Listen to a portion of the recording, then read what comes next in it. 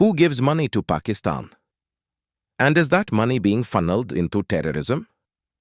Economically bankrupt, foreign currency reserves nearly exhausted, uncontrollable inflation, and yet Pakistan somehow manages to secure new funds from some international institution every time. The question is, who keeps giving money to Pakistan again and again? And the most important question, is this money really being spent for the welfare of the country's people? Or is this funding being diverted elsewhere to fuel hatred, terrorism, and instability? Today, we will uncover this mystery.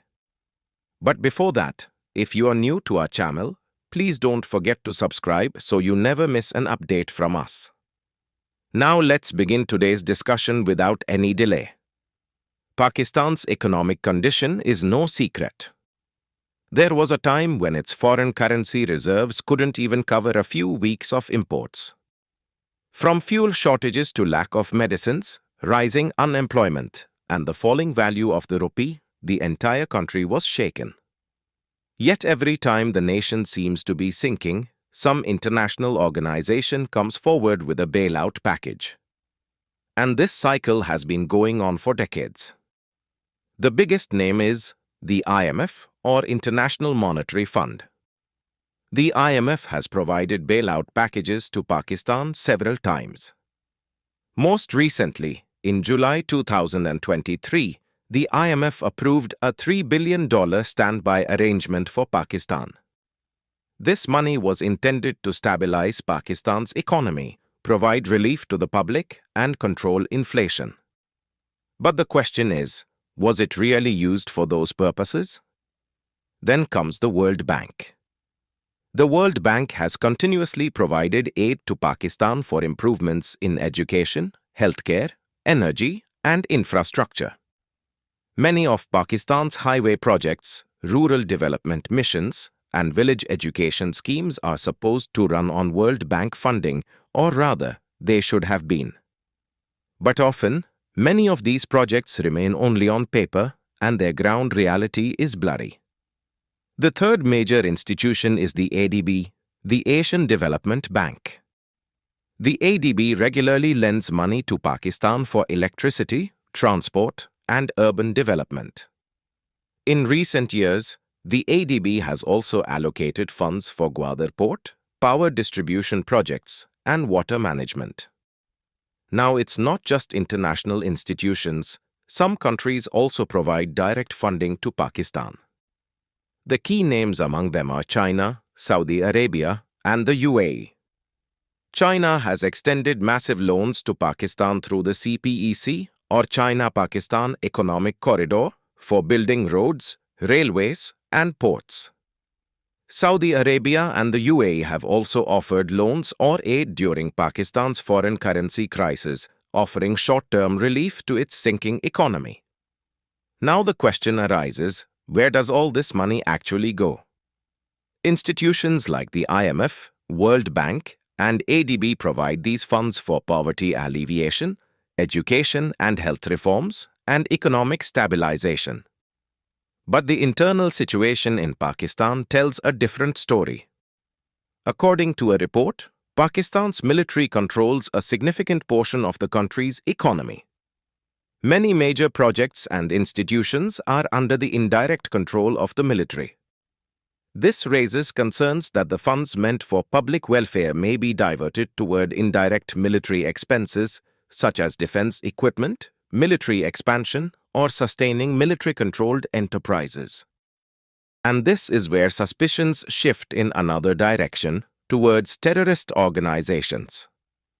Radical and terrorist groups like Lashkar-e-Taiba, 𝐮𝐩𝐿, and the Haqqani network have long operated openly from within Pakistan's borders. This question has arisen many times globally. Does a portion of the foreign aid given to Pakistan reach terrorist organizations? The concern becomes more serious because India has repeatedly stated that Pakistan has been conspiring to spread unrest on Indian soil.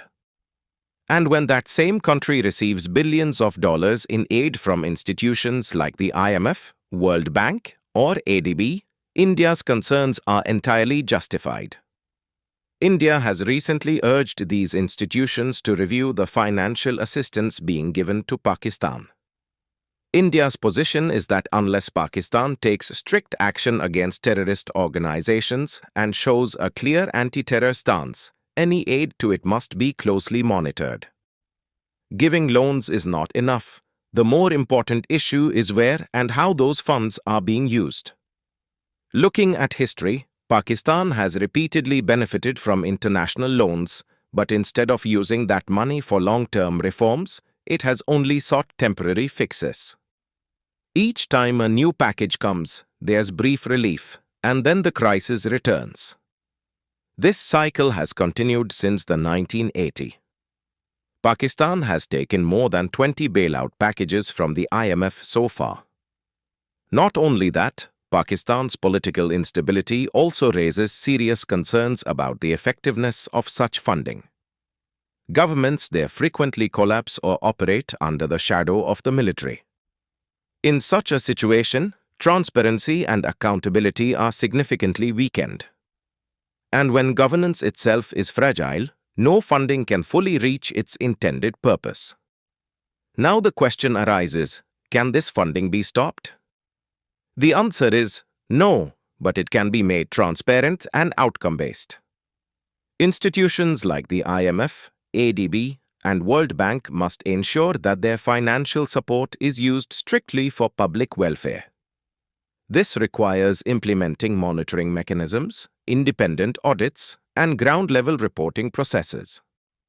On the other hand, India and other affected nations should strongly raise their objections at these forums with evidence-backed arguments. Diplomatic pressure can also be an effective tool, encouraging international institutions to attach strict conditions to aid. It's also important for global institutions to realize that helping a country in the short term is not enough. If that aid ends up fostering terrorism, then it threatens global peace. Terrorism knows no borders. Arms raised in one country today can strike anywhere in the world tomorrow. The people of Pakistan are certainly not to blame for this crisis. They too are suffering from inflation, facing a lack of employment opportunities, and are deprived of basic necessities like education and healthcare. But when funding gets misused among ruling institutions, its benefits never reach the common citizen.